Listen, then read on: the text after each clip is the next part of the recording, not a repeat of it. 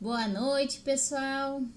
Estamos aqui mais uma vez para estudarmos o Evangelho segundo o Espiritismo. Espero que todos estejam bem nas suas casas, abrigados.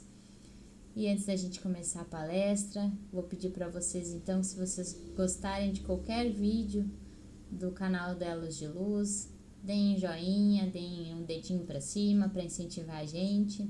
Se você ainda não é inscrito, se inscreva no nosso canal do Centro Espírita Luz de Luz, ative o sininho para receber as notificações sempre que o vídeo novo for postado. Assim, sempre a gente vai avisar quando um vídeo novo aparecer e você pode conferir ali na hora, né? Quentinho, saindo do forno.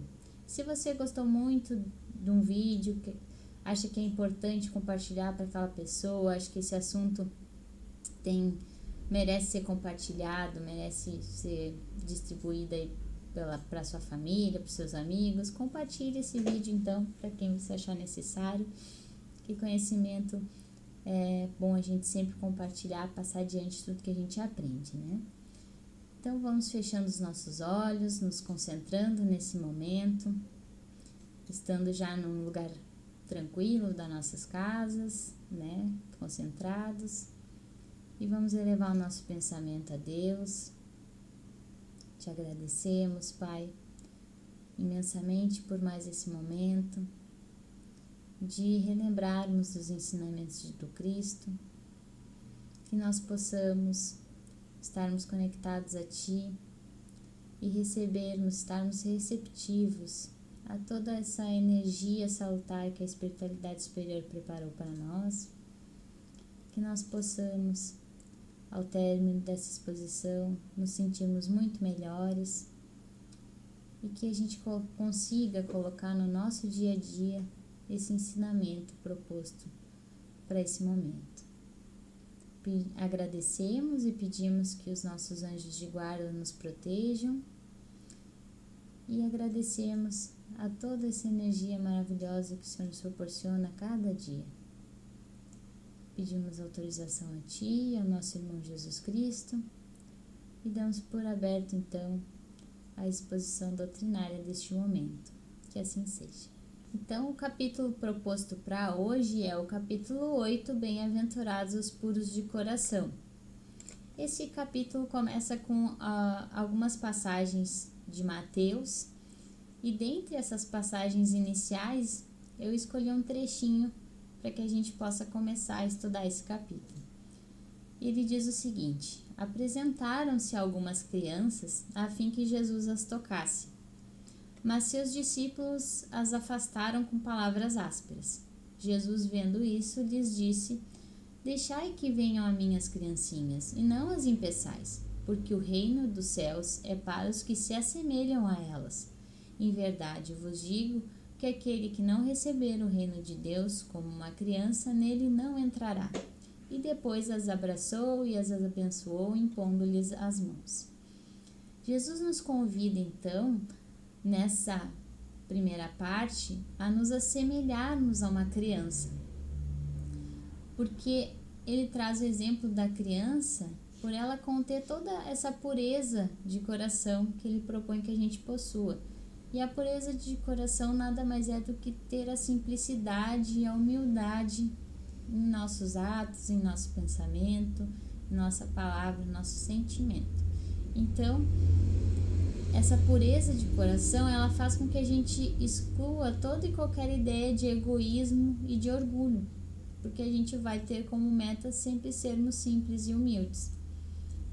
Se a gente for analisar as crianças, elas não guardam rancor, elas não ficam emburradas por muito tempo, elas não possuem preconceitos, porque elas convidam qualquer um para brincar. Mesmo conhecendo ou não a outra criança, ela sempre convida para brincar. Se ela briga com o amiguinho, dali a alguns minutos já fazem as pazes, já são os melhores amigos novamente.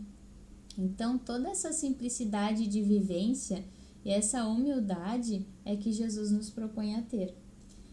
E a gente pode pensar que a criança, na verdade, segundo a nossa doutrina, é um espírito que já passou por muitas encarnações também. e que ainda possui imperfeições, então ela não poderia servir de um exemplo de verdadeira pureza. Mas a gente precisa analisar dessa vez o ponto de vista presente, no qual a criança ainda não manifestou nenhuma tendência perversa, ela se apresenta na sua inocência e na sua candura. E é por isso que Jesus nos diz que o reino dos céus não é para elas, mas para aqueles que se assemelham a elas, para aqueles que trazem dentro de si as qualidades de uma criança. E aí, por que Allan Kardec também quis nos explicar, né, trouxe essa explicação de por que a criança não se mostra como ela realmente é, né, com as suas tendências, como um espírito reencarnante realmente. E ele nos diz que tudo é sábio nas obras de Deus. A criança vem com essas tendências adormecidas ainda, para que os pais dispensem toda a ternura, todo o cuidado especial aquele ser frágilzinho e ingênuo, para que o laço de afeto possa ser feito, né, ser fechado desde o princípio, desde o nascimento daquela criança. É por isso, então, que essas tendências ficam adormecidas. Quando o espírito se aproxima da sua reencarnação, ele entra em uma espécie de perturbação. Inclusive, tem uma descrição bem detalhada disso lá no livro Missionários da Luz, do André Luiz.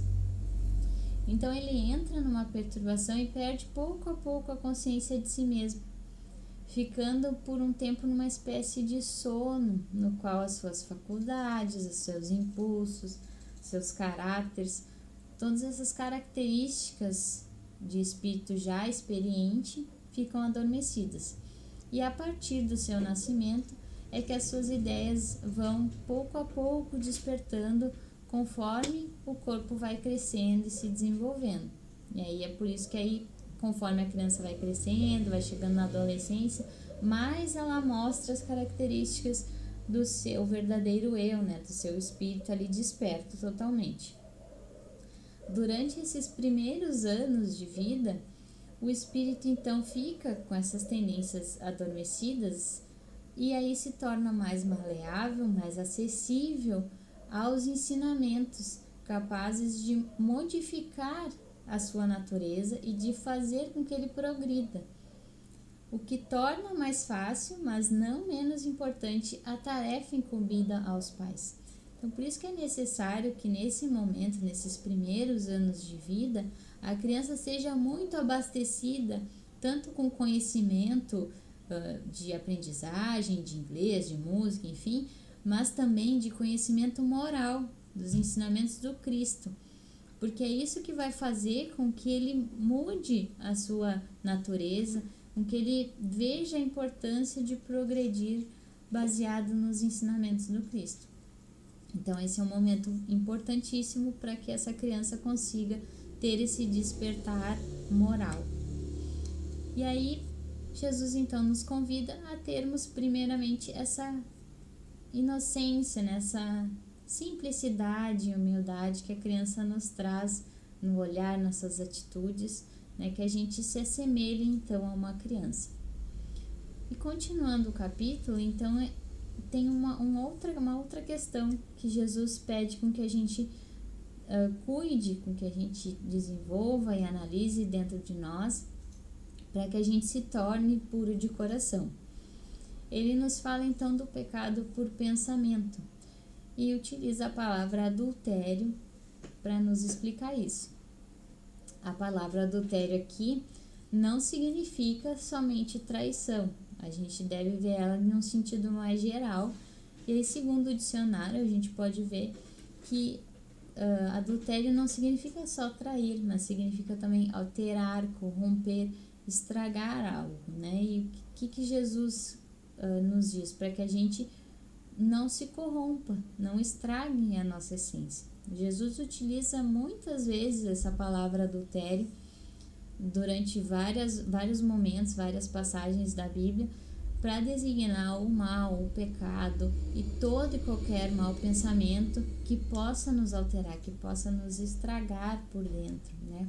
E possa sujar a pureza do nosso coração. E aí a verdadeira pureza, então, não está somente nos atos, mas também no pensamento.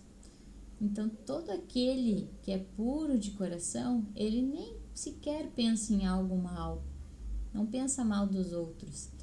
O pensamento mal, ele não é relacionado só ao adultério, né? Só essa parte de nos corromper ou de traição, mas todo o pensamento negativo, nocivo, todo aquele pensamento ruim que temos contra nós mesmos e contra o outro também é um pensamento de adultério. Então, eu vou dar alguns exemplos que a gente normalmente pensa e que a gente acha que não são pensamentos ruins, mas são. Eu não consigo, eu sou burro, burra, que vizinho idiota, minha vida é um lixo.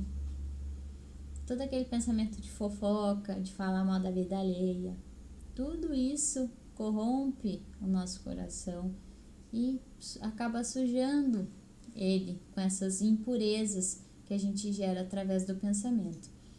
À medida que a gente vai avançando na vida espiritual, procurando se esclarecer, nos livrando pouco a pouco das nossas imperfeições através do autoconhecimento, conforme a nossa maior ou menor boa vontade para isso, porque sempre lembrando que a gente tem o livre-arbítrio, mais a gente vai se livrando desses pensamentos ruins, desses pensamentos de adultério. Então, a gente pode concluir que todo pensamento mau é um resultado da nossa imperfeição.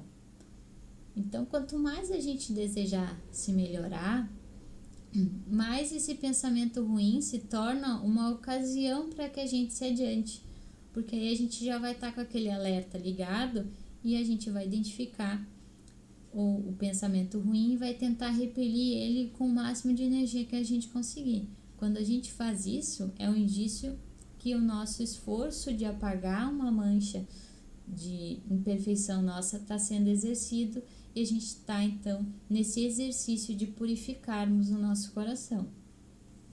E, resumidamente, o Allan Kardec nos traz ali umas análises quanto aos pensamentos. Então, se a gente não tem nenhum pensamento mal, o progresso já está sendo realizado em nós. Se a gente tem um pensamento mal, se ele vem, mas a gente repele ele, esse pensamento, esse progresso, então, está iniciado. A gente está conseguindo trabalhar o nosso progresso.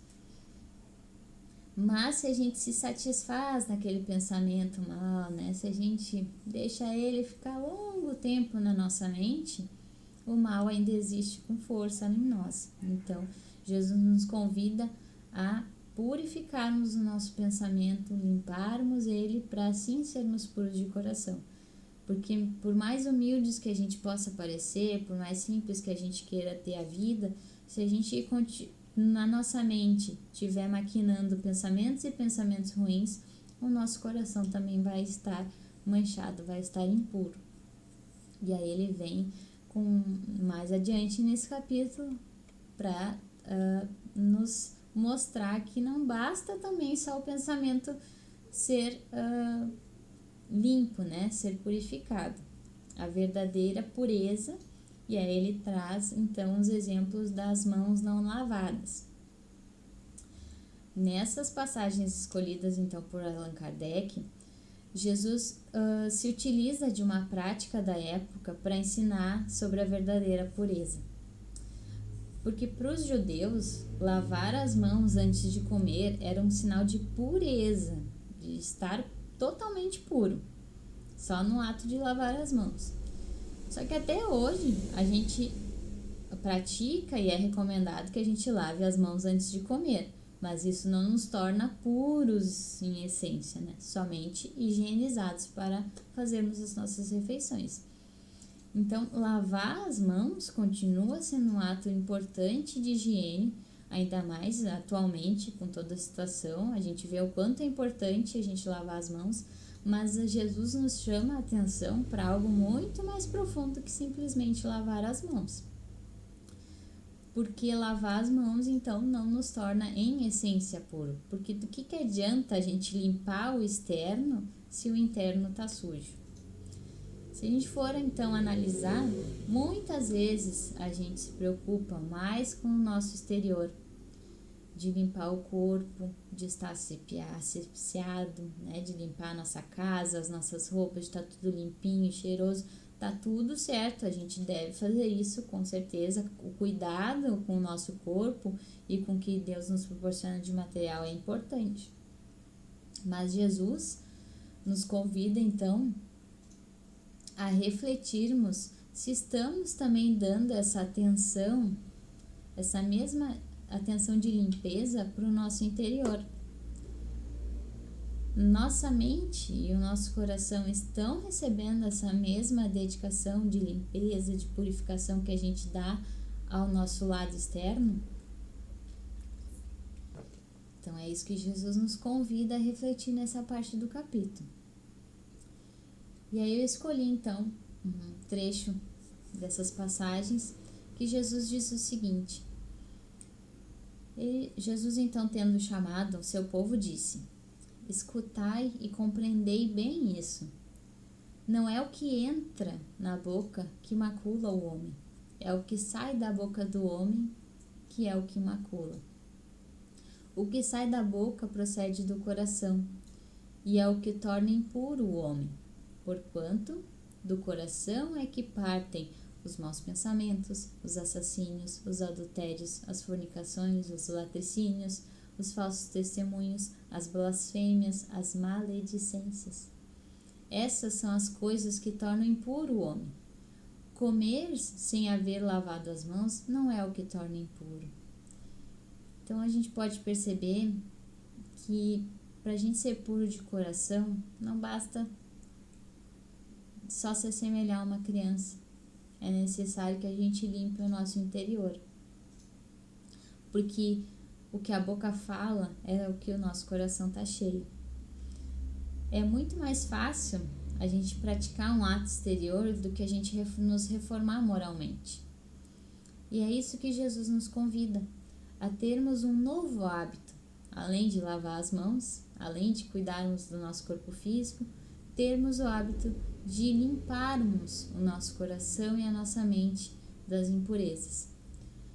E vamos analisar cada um a nossa vida. Será que a gente está deixando de lado a moral do Cristo?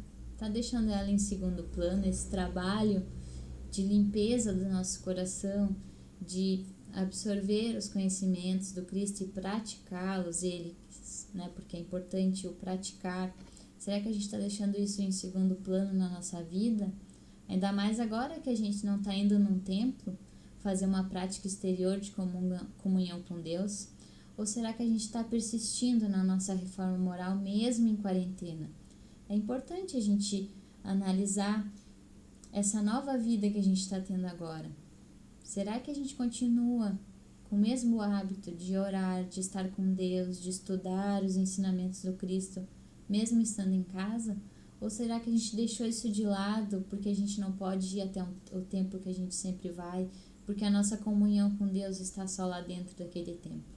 Deus está em todo lugar. Então, cabe a nós também fazermos isso, exercermos essa prática interior em qualquer lugar que estivermos. E aí, para finalizar, então, Jesus vem nos falar dos escândalos. E ele diz: ai do mundo por causa dos escândalos. Pois é necessário que venham os escândalos, mas ai do homem por quem o escândalo venha. Aqui, mais uma vez, a gente tem que dar atenção ao significado da palavra.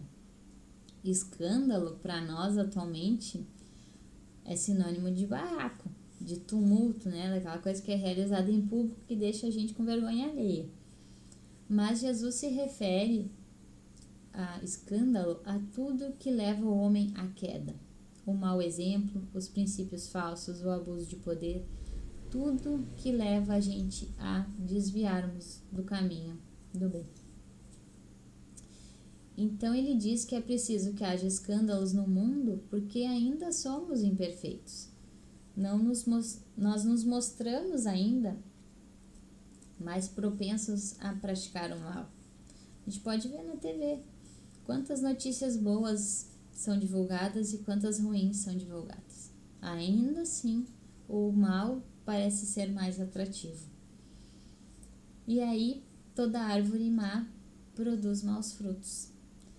Ou seja, o mal é uma consequência da nossa imperfeição, mas isso não quer dizer que a gente tem a obrigação de praticar o mal. Se a gente faz isso, é por escolha nossa de praticar. Então, E o mal não é só o ato, como diz anteriormente nesse capítulo. O mal também está no pensamento. Então, que a gente procure analisar isso em nós, porque isso, claro, é um resquício da nossa imperfeição, mas isso não quer dizer, não nos dá liberdade, assim, né, moral, né, porque ainda assim é errado a gente praticar o mal. Então, o escândalo é todo aquele mau exemplo, toda aquela coisa ruim que a gente faz e que pode afetar o outro ou não. E é permitido e necessário que a gente tenha esses escândalos, que o mal ainda se mostre, porque a gente é punido pelo contato com os nossos vícios. É assim que a gente compreende os inconvenientes que eles nos causam. Por exemplo, quando a gente mente para alguém para tirar vantagem ou quando a gente fala mal de uma pessoa, isso se volta contra nós. E quando é nós que estamos sendo enganados, quando é de nós que estão falando mal, aí é que dói. Aí é que a gente sente.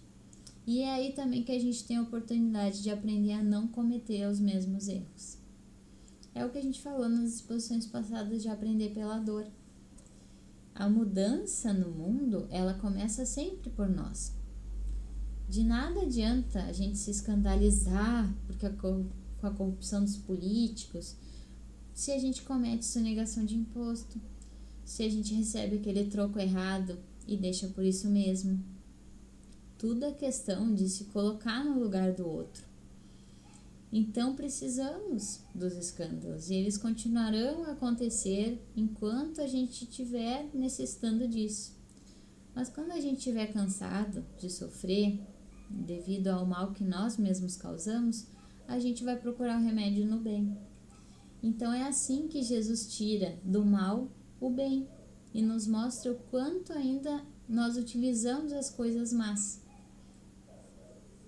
Então, se a gente supor que a humanidade inteira se transforme e passe a ser constituída por homens de bem, todos vão deixar de fazer escândalo, então, porque não há necessidade do escândalo existir, nenhuma pessoa vai pensar mal uma da outra, e aí a gente vai ter, então, um mundo bom, né? Nós vamos sermos bons, sermos ditosos, não vamos mais precisar desses escândalos, dessas atitudes ruins para nos ensinar alguma coisa, porque a gente vai estar só trabalhando no bem. Então, quanto é importante essa mudança começar pela gente. E a gente, então, servir de exemplo para o outro. E o escândalo, ele não está na ação em si mesmo, mas na repercussão que ela pode ter. Por exemplo, o troco a mais que a gente não devolve vai afetar o fechamento do caixa.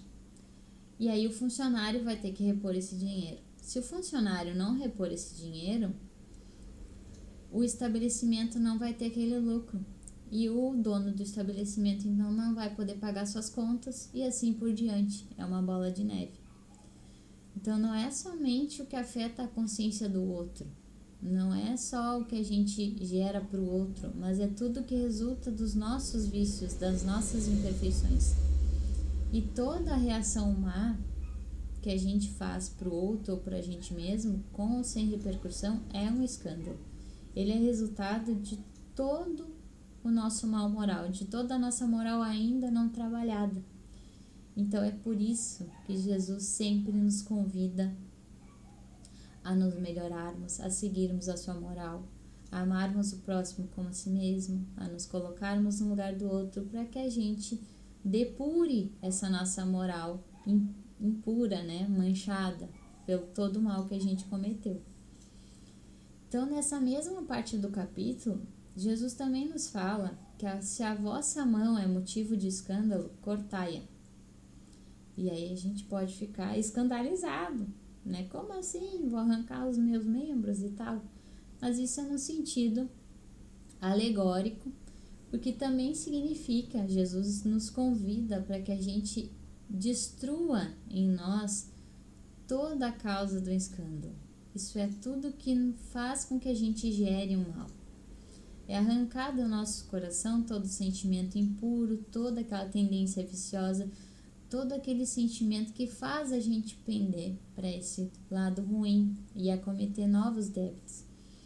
E é também arrancar de nós, de dentro de nós, os nossos maus pensamentos, as nossas más atitudes. É refletir realmente sobre isso. Então, vamos dar uma recapituladinha do que a gente viu até aqui. Jesus nos convida a sermos puros de coração. Mas como? Nos assemelhando a uma criança, tendo alegria e curiosidade de viver, sempre com simplicidade, com humildade, nas nossas atitudes, nos nossos pensamentos, nos nossos sentimentos também, um com o outro e conosco mesmo. A cuidarmos então do nosso pensamento, afastando tudo que possa adulterá-lo, todo aquele pensamento que pode nos prender a pensar mal do outro ou de nós mesmos. Nos habituarmos a essa limpeza do nosso coração e da nossa mente e a não cometermos mais escândalos, ou seja, não praticarmos o mal. E eu encerro aqui a nossa exposição de hoje com uma frase que está nas instruções dos Espíritos desse capítulo. Como vocês sabem, todo o capítulo do Evangelho tem no finalzinho as instruções, né, os testemunhos dos Espíritos para nos dar um aporte no esclarecimento desse assunto. E eu trago então uma frasezinha do Espírito Protetor, que ele nos diz: se tendes amor, possuis tudo o que há de desejável na terra. Possuis preciosíssima pérola, que nem os acontecimentos, nem as maldades dos que vos odeiam e perseguem poderão arrebatar. Se tendes amor, tereis colocado o vosso tesouro lá onde os vermes e a ferrugem não o podem atacar, e vereis apagar-se de vossa alma tudo que seja capaz de lhe conspurcar, de sujar a pureza. Então, cada capítulo do Evangelho, Jesus nos convida a amarmos, a lapidarmos e cuidarmos do precioso tesouro que Deus nos dá a todo momento, que é o seu amor.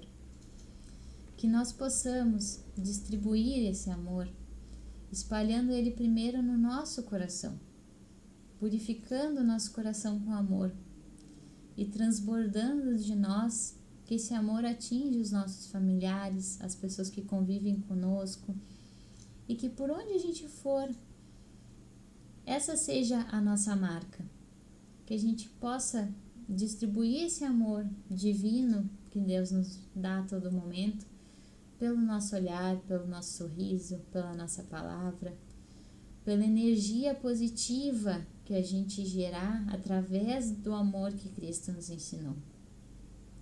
Porque é isso que o Espírito Protetor fala: quando a gente tem amor, a gente tem tudo. Então que a gente possa multiplicar cada vez mais esse amor na nossa vida e com quem convive conosco. Tá certo, gente? Que a gente possa purificar o nosso coração a cada dia e sermos cada vez melhores. Então vamos encerrar a nossa exposição, fechando novamente os nossos olhos. Te agradecemos, Pai, por esse ensinamento proposto para esse momento, que nós possamos ter absorvido todo o conhecimento que nos cabe sobre sermos puros de coração, que possamos aplicar no nosso cotidiano esse cuidado com o nosso coração, com a nossa mente, com os nossos atos, e que a gente possa cada vez mais espalhar o amor que Cristo nos ensinou e que o Senhor nos dá por onde a gente for, em cada oração, em cada palavra. Que nós possamos estarmos muito melhores nesse momento e que o Senhor possa abençoar as nossas vidas, o nosso dia a dia, que a gente possa perceber essas bênçãos a cada momento, Pai. Imensamente gratos a Ti, ao nosso irmão Jesus Cristo e a todos esses espíritos superiores que nos auxiliaram nesse momento. Te agradecemos imensamente e humildemente por todo o seu amor e damos por encerrada a exposição desse momento.